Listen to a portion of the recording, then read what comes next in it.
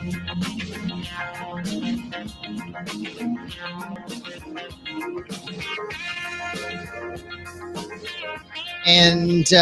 welcome back. I want to thank Jamie LaBranche for joining us, Colonel Rob Manus, also Horace Cooper.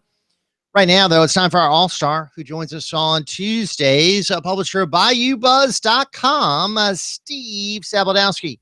We're doing this on the air. We're doing it on the web. We're doing it on Google Hangout at Bayoubuzz.com. And, Steve, what's going on? Hey, Jeff. How's it going?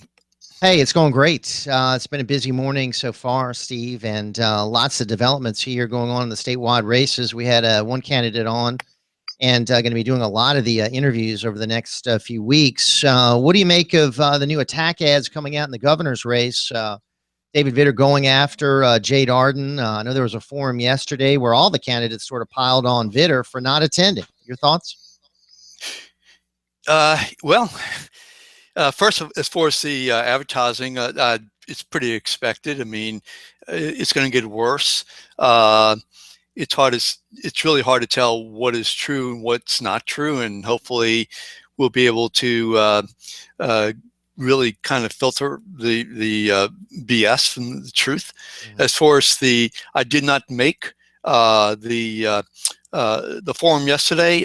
We did an interview, however, with the gentleman who writes for Gannett.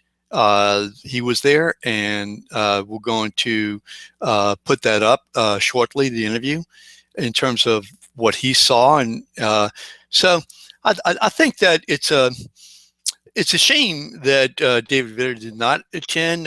He said his office said, his campaign said he had other things to do in Washington, D.C. Maybe he did, I don't know. But what I've been hearing from the candidates who are at the other forums, that he only attends those forums that he gets the questions ahead of time. And if that's the case, I mean, I think that's sickening. He did say he would do one televised debate, correct? Is that what he's committed to? That's my understanding. Is he going to get the questions ahead of time to that debate? I hope not. Mm-hmm. I mean, this is, I think, as I appreciate it, it's assuming that the other candidates are telling the truth. And I don't know why they would be lying about something like this. I mean, the three candidates who have been at every forum, just about every forum, I don't know why they would be telling a lie about it.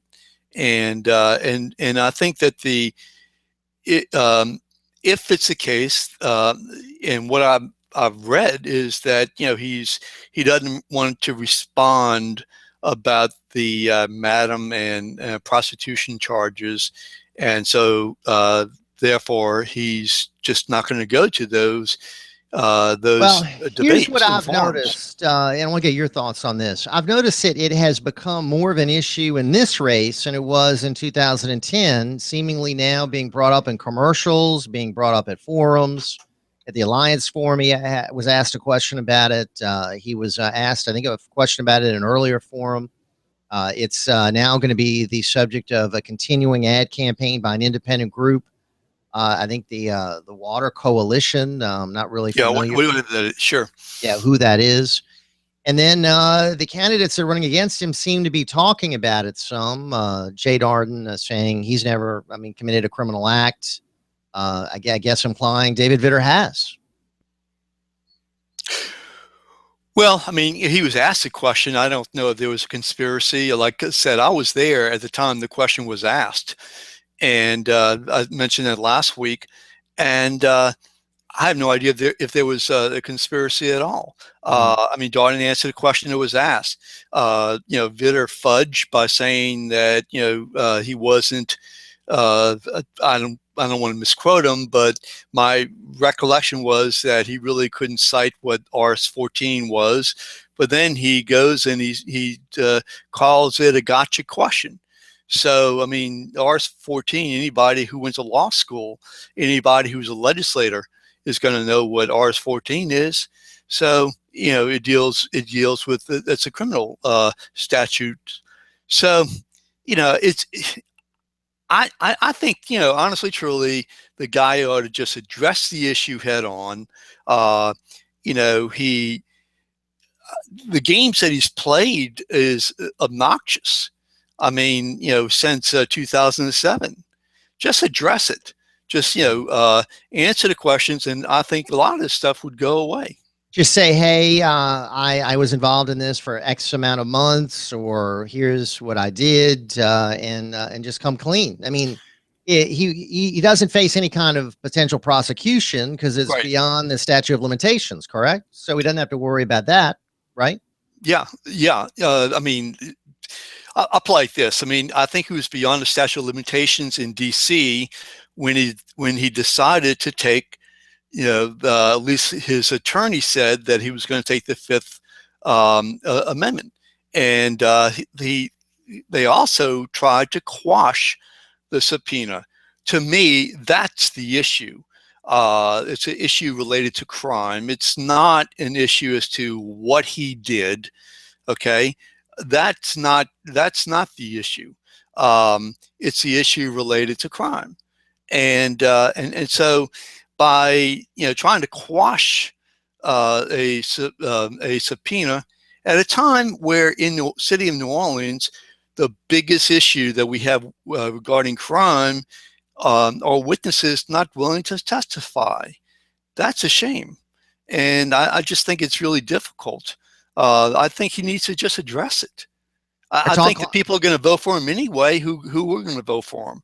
But at least he can say, look, you've had your shot. I've said everything that you want to hear. Other politicians have done that. I talked to someone. I talked to someone yesterday who believes that this is all going to really hurt him, and that he is in danger, really, of losing this race if he doesn't say more, because the issue then stays out there. Yeah, it's unfortunate that it's. I mean, we should not be discussing this issue, and I think that again, he ought to come up and just address it. I mean, because otherwise it makes him look cowardly. Okay, I mean, you can say, well, he's protecting his family. Well, yeah, but he's running for office. I mean, if he wants to, he has a right to be left alone as a private citizen. As somebody who wants to lead the state, he has an obligation, I think, to at least address it. So, his voters are going to say no, and so be it.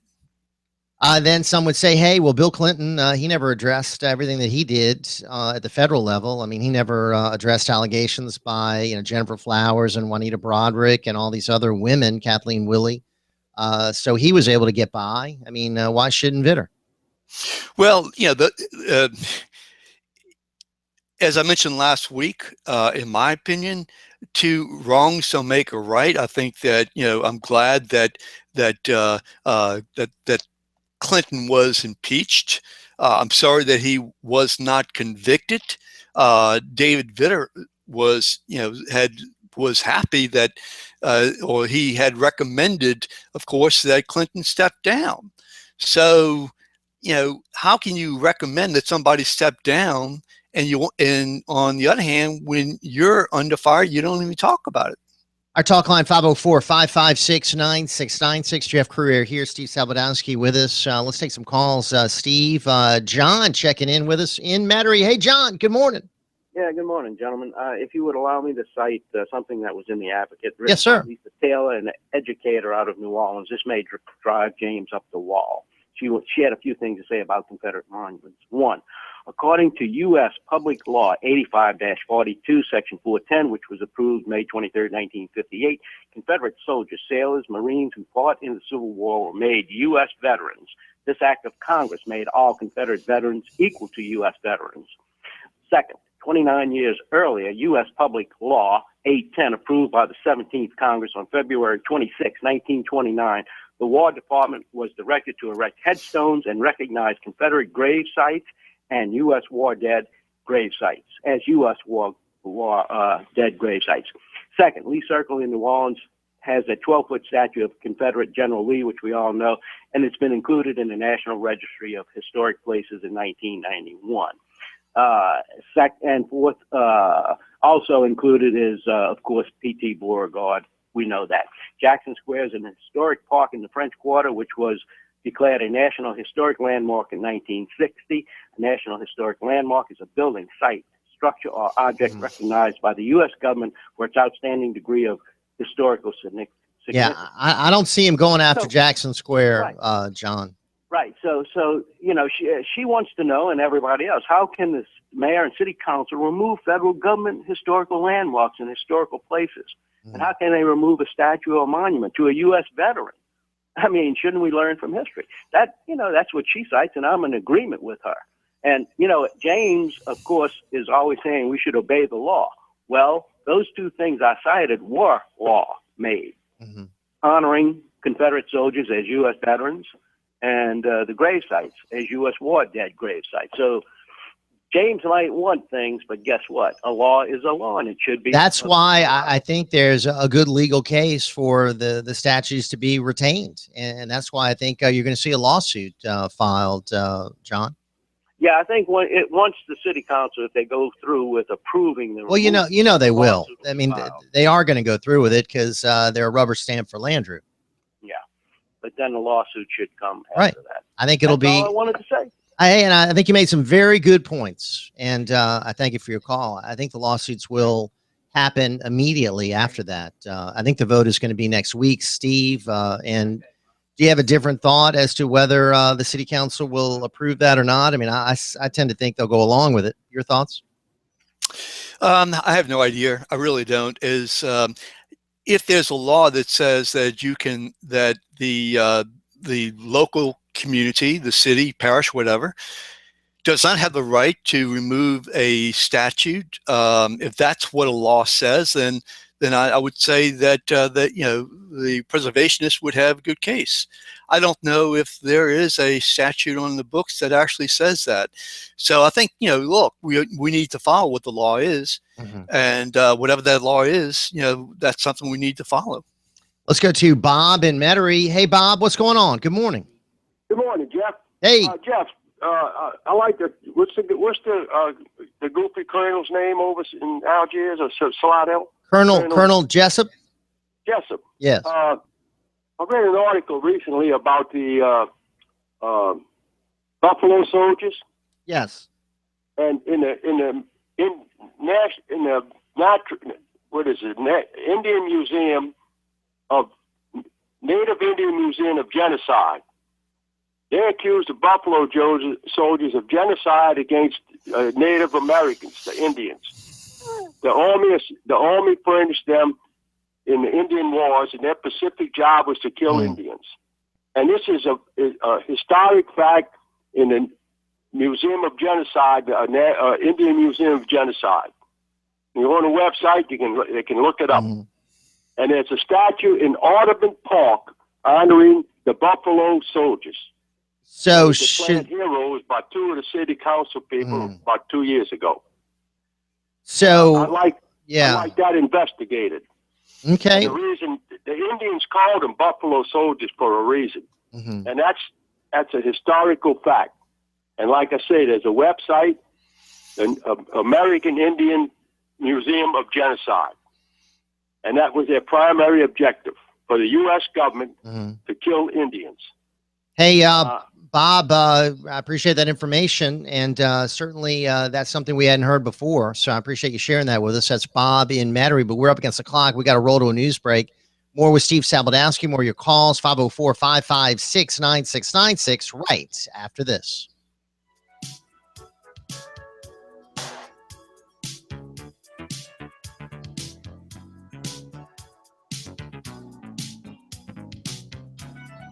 Ken Trahan's original Prep Football Report on WGSO 990 AM New Orleans.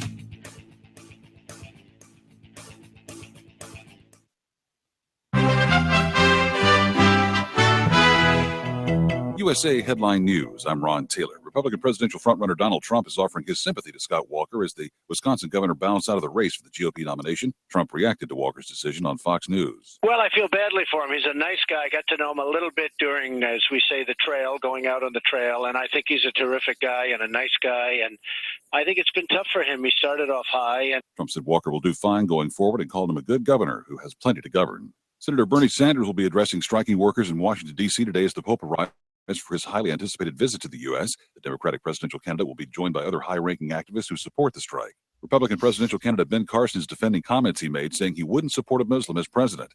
Carson says the comments he made on NBC's Meet the Press Sunday were a rejection of a radical Muslim who wants a theocracy.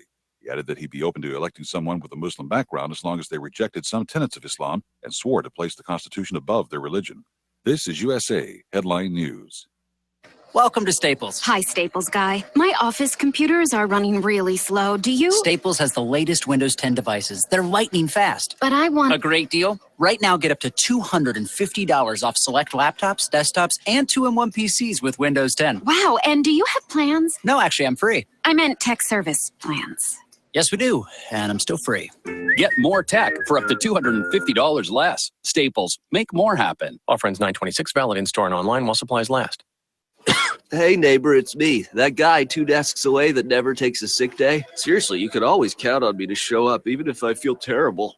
Which reminds me, I have the flu, and if you're one of the 63% of people that didn't get their flu shot, you can get it from me. You really should get a flu shot at Rite Aid, where you'll also get a free cold and flu protection plan to protect you from people like me. Another reason Rite Aid says with us, it's personal. Flu vaccines available while supplies last. Age restrictions apply in some states. See pharmacist for details. It's Jeff Crouere, sales manager for WGSO. I'd like to introduce our general manager, Richard Tate. WGSO is locally owned and operated right here in New Orleans. We believe in helping our local businesses succeed. Are you tired of facing the outrageous advertising rates of our competitors and looking to promote your business? If so, we have some attractive sales packages available. Thanks, Richard. Folks, take advantage of this great offer. Email me at jeff@wgso.com or call me at 504-669-6076. Let us advertise your business on WGSO.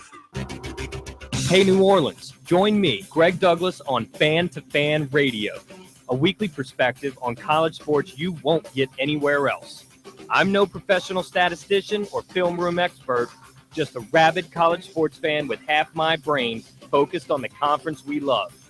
New Orleans has become a melting pot for SEC fans, and we will tap into that. Wednesdays from 7 to 8 on WGSO 990 and WGSO.com. Hi, this is the Red and the Vet. Join us Thursdays 7 to 9 p.m. on WGSO 990 AM and WGSO.com. On the East Bank and West Bank, from the lake to the Gulf, the men and women of the Jefferson Parish Sheriff's Office keep our parish safe. Some are on the beat, others behind the scenes, ensuring the safety of our community. JPSO is now looking for correctional officers and 911 dispatchers. Your community's calling. Answer the call. Visit jpsojobs.com for the complete benefits package and salary.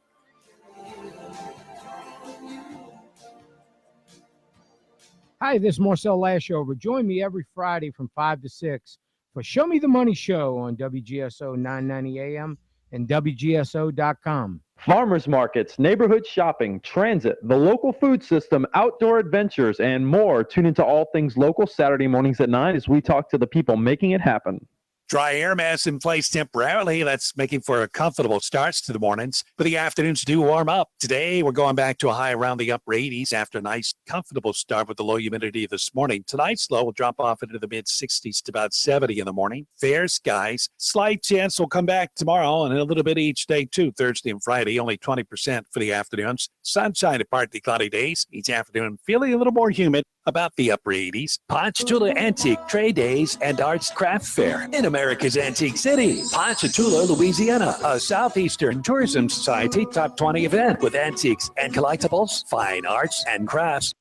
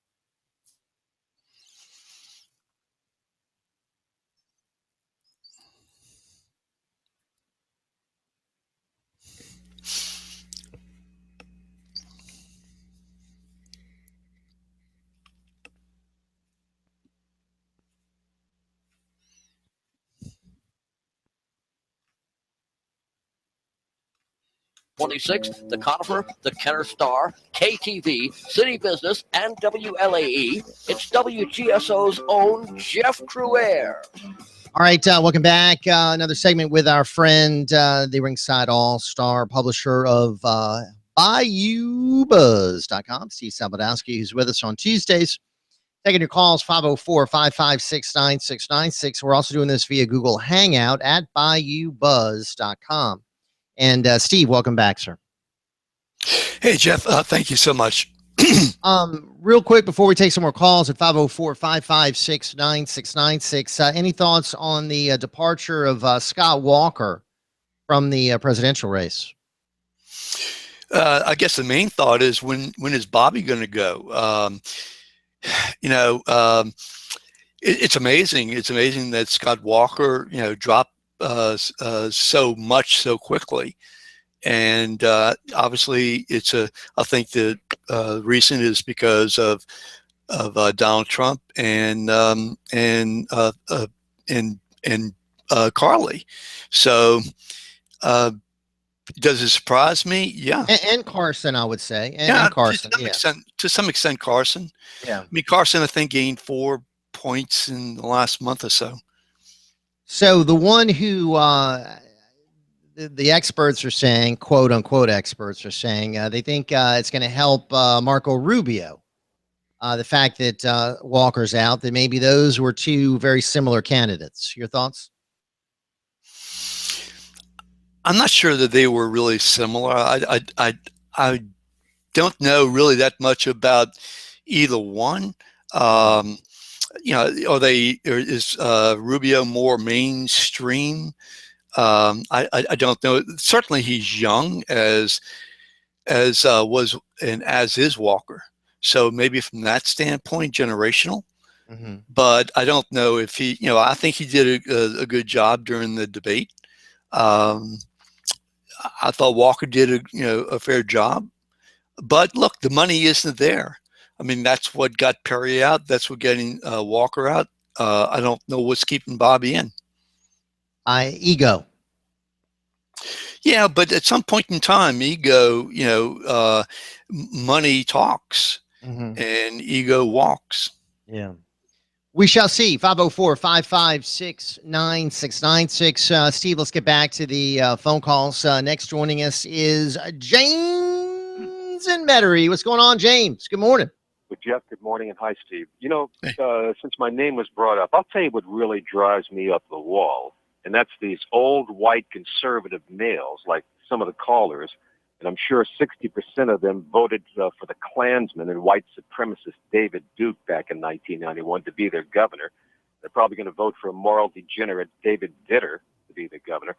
But as I said many times before, Mother Nature is going to take care of this old white conservative male problem. It's just a matter of time. What about all the young conservatives out there, the young Republicans? Well, there's still hope for them, Jeff. There's still hope for those. These other ones they're lost souls. By the way, David Duke has threatened a lawsuit. Remember that, Jeff? And I'm so happy to be on the opposite side of an issue that David Duke, the white supremacist, is on. Yes, there will be a lawsuit. I'm about 98% sure there will be.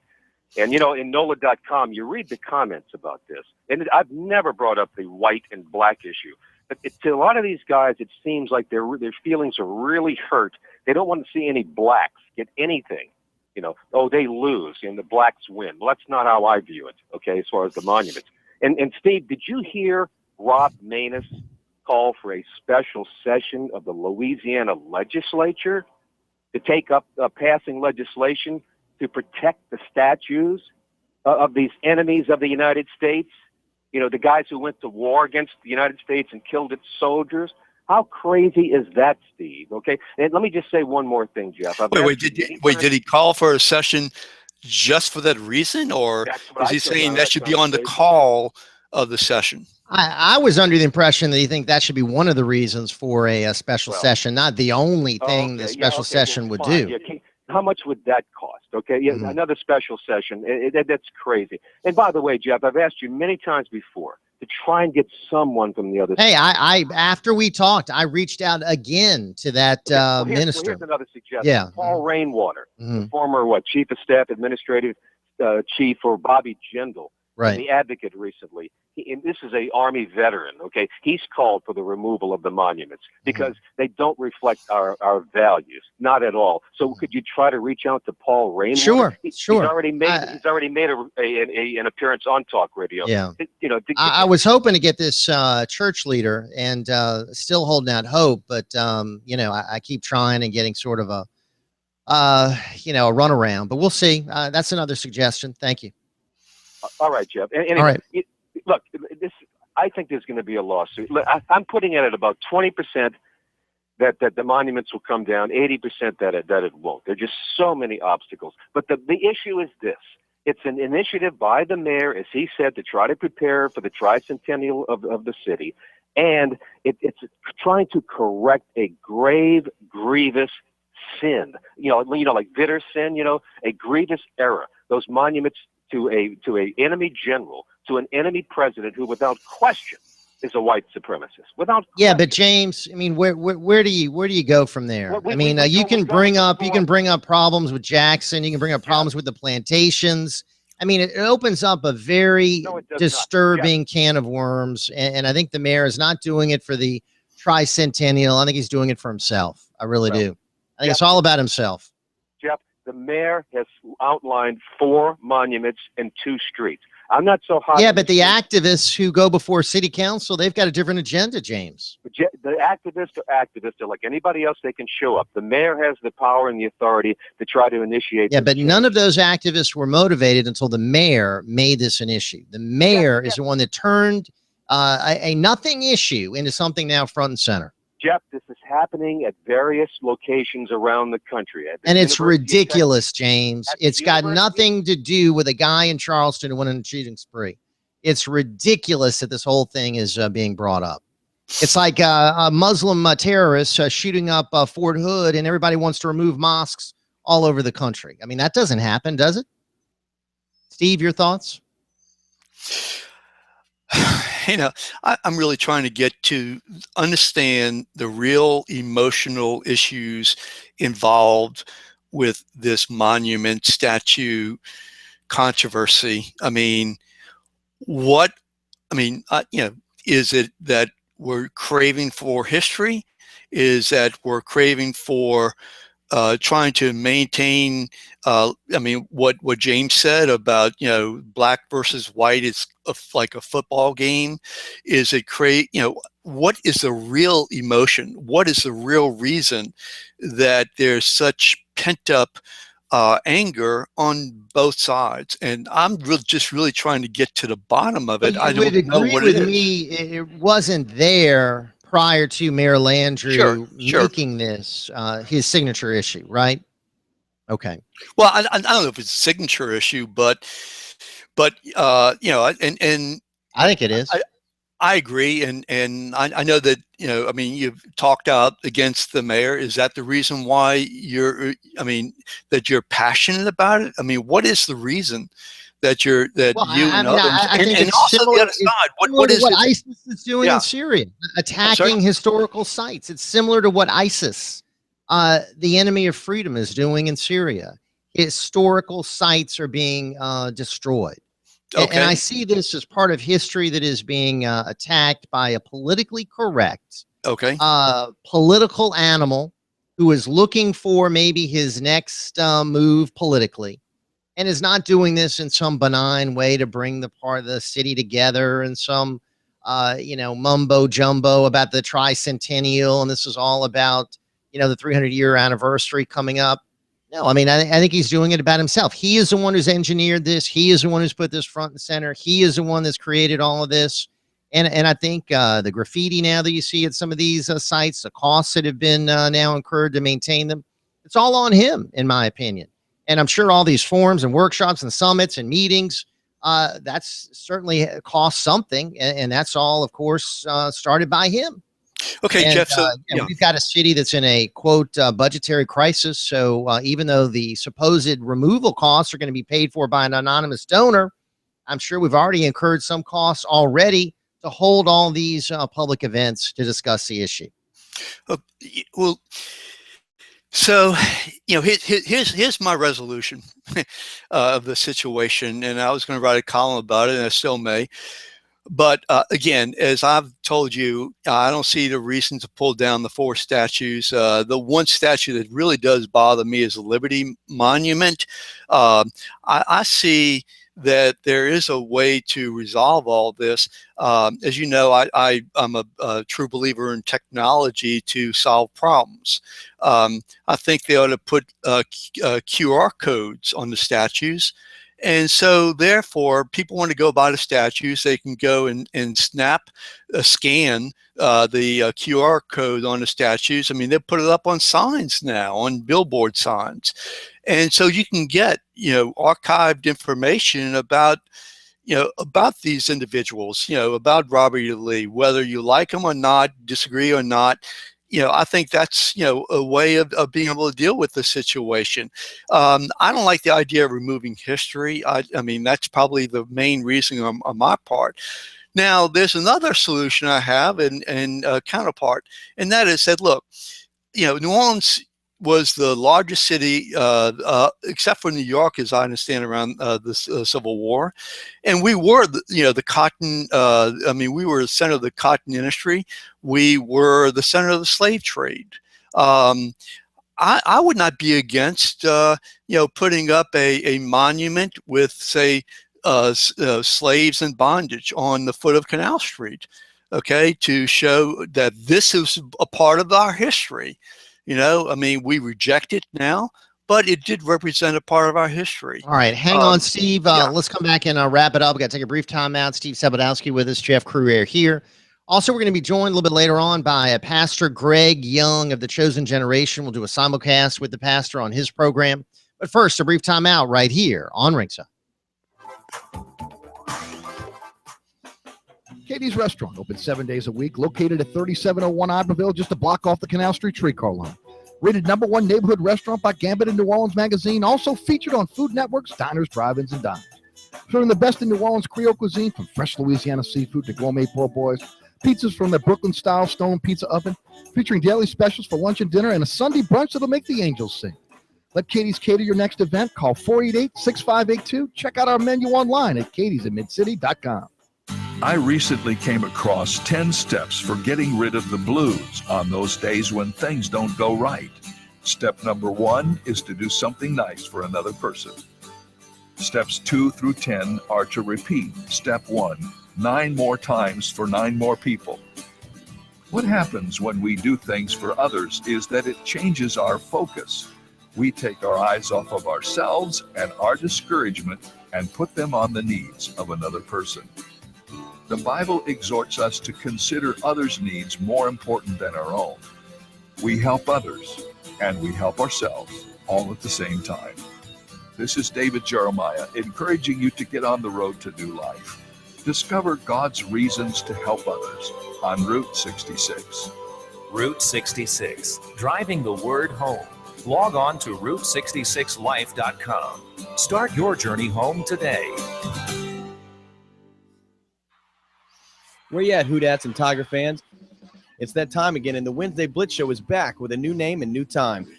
Tune in every Tuesday night at 9 to the Tuesday Blitz Show with Johnny Cyrus and Chris Dawson. We'll talk all things black and gold and even a little purple, too. Come pregame it with us and call in and give us your 12th man take every Tuesday night at 9 on the Tuesday Blitz Show, only on WGSO 990 AM and WGSO.com. Whodat, go Tigers! Ringside Politics with a Punch and Jeff Crouere are on the air now.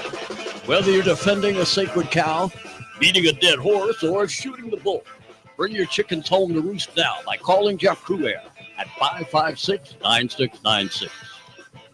All right, a few more minutes with Steve Sabludowsky. We'll squeeze in a few more calls here at 504-556-9696. And a lot we've been talking about, presidential race, governor's race, the monuments, of course. Who knows where this thing is going to be going.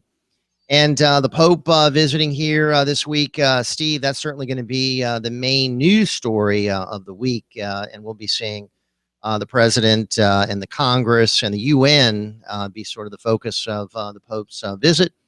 Let's go first up in this segment to Rick, who checks in from Metairie. What's going on, Rick? Good morning. Good morning to you listeners. Good morning to Steve. Look, my man, it's power and intimidation and taking your rights away. They couldn't get you with the Black Lives Matter down here, so now they're going to hit you with your history, man. That's all there is to it. But speaking of the history and the monument, my personal opinion is Christopher Columbus was white, and he discovered America.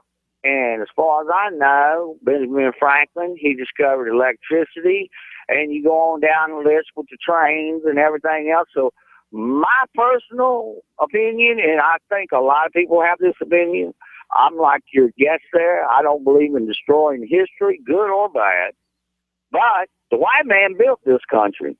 So personally, myself, I feel we're entitled to at least have our history. Okay, so keep them up, and you think it's just part of history? It's part of history, good or bad, man. I mean, I'm not against nobody. I'm not a racist or bigot or anything else. It's part of history. Whether that man was, I don't know. But I wasn't there. And nobody that wants it down was there. So they've got no right to say what was in that man's heart. Right. Now, all I got to say is he might have had some actions he did in the past, but then he realized that he was doing wrong. We all do that through life. Right. We do wrong, and then we realize we're doing wrong, and we decide, well, we need to change. It ain't right to do people like that or whatever, and we stop. So that man might have did that. So no one knows that man on that statue, what his heart was like, but God Almighty.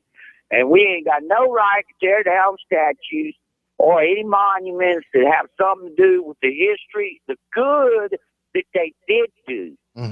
You know, there's nothing wrong with that, man. And that goes for white, black, yellow, green, purple, Indians, or anybody else, man. That's all I got. All right, my friend, Rick in Metairie, 504-556-9696 to join us. Pirate Paul checking in from Destrehan. Pirate Paul, how are you doing? Good morning. Hey, Jeff, what a Monica, huh? Pirate Paul. Yeah, there you go. Anyway, we'll get into that on another day. I don't think too many people are interested. You may be. You're such a very polished and very open-minded individual. Oh, thank you, sir. Thank you. Anyway, what are they going to replace? They never talk about what they're going to do with the Andrew Jackson, with Jackson Square, the French Quarter. Are they going to replace that one to maybe making it Michael Jackson Square? I think that's what some activists want, but I don't think that's on the mayor's agenda. I think that would be even more difficult to do. So I think, the Crouere committee and all these other historical committees are going to have a real conundrum when it comes to that, because then they're going to have to choose between their ideology and money.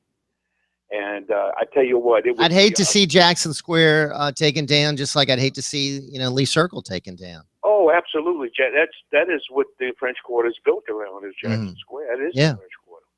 But anyway, and what about all the plantation houses? What about all those built by slaves? It's a black hole. It will never stop. It's it just gets gulped up and more and more and more. It's insatiable. But anyway, in 1860, there were at least, this is from an article, Dixie Censored Subject by Robert M. Grooms. This was written in 1997, and it's on the internet, and they got many others ones on the internet. Anyway, so you can peruse it to see what's real and what's not. Okay. In 1860, there were at least 6 blacks, and they say have Negroes. And in 1860, there were at least 6 blacks, African-American Negroes in Louisiana who owned 65 or more slaves. The largest number, 152 slaves, were owned by the widow of C. Richards and her son, P.C. Richards, who owned a large sugarcane plantation. Another black slave magnate in Louisiana with over 100 slaves was Antoine Duplessis. And this is all, you can verify this with the census of the government census. But anyway, so you're showing that the whole slavery issue is a little more complex than some are painting it out to be, right? Oh, it was a whole nother different mindset, a whole nother different culture. Now, the man, Duplessis, a sugar planter whose estate was valued in 1860, he had a $264,000 corporation. It wasn't called a corporation back then. That year, the mean wealth of Southern white men were $4,000. So it just shows you. In back, they had lawyers and they had judges, and it was a whole nother culture than what these left wings and these communists. I don't want to say communists, but a lot of it is Marxist ideology. Yeah, I think there's certainly some similarities there. Hey, Mr. Paul, Pirate Paul, good to hear from you, sir. 504-556-9696. Steve, any comments before we squeeze in a few more? Sure.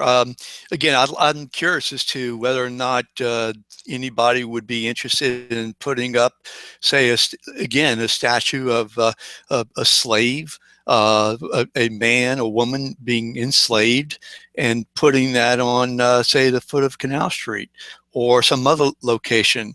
Would that be a good compromise? I mean, I haven't heard anybody advocate that. Well, that's an idea that I have. Okay, so I'm just kind of curious as to that way, those people who want to tear down the monument or monuments, might feel, okay, well, here is an expression of how I feel. Those people want to keep it, would say, well, it's kept. I mean, it's a compromise. 504-556-9696. Jimmy checking in from Kenner. What's going on, Jimmy? Good morning. Hello. Hey, Jimmy.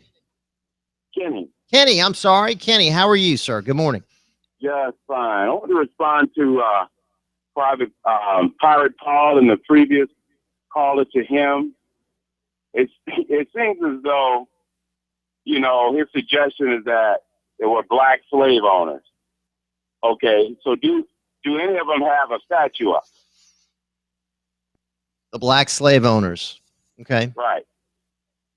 If they have one up, we want that one down too. So it does not matter who has a statue; it should come down.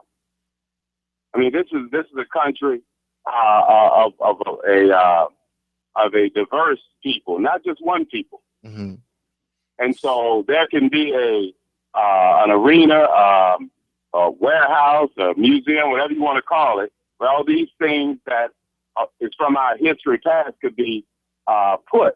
But they don't deserve the right, nor should a segment of our society demand the right that they be on a street corner or in a circle. That's the comment. All right, my friend. Hey, thanks for your call. That's Kenny from Kenner. And Steve, we are running out of time, but I guess you could say Jefferson and Washington, they were slave owners, if I'm not mistaken. So what about their memorials? Do we go after those? What about the street names? Washington Parish, Jefferson Avenue, Jefferson Parish.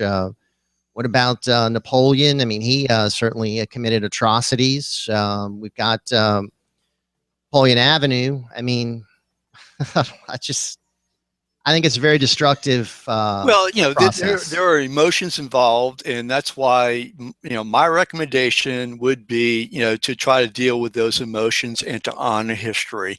And that way you're really putting up history. You're creating, as opposed to tearing it down. Rather than tearing it down. And with technology, you are enabling others to become a whole lot more informed. All right. Steve Sabludowsky, thank you, my friend. We'll have a new column there, Bayoubuzz.com. Check it out later on today. And folks, we got a lot more to do. Pastor Greg Young going to be joining us of The Chosen Generation, our monthly simulcast, next right here on WGSO.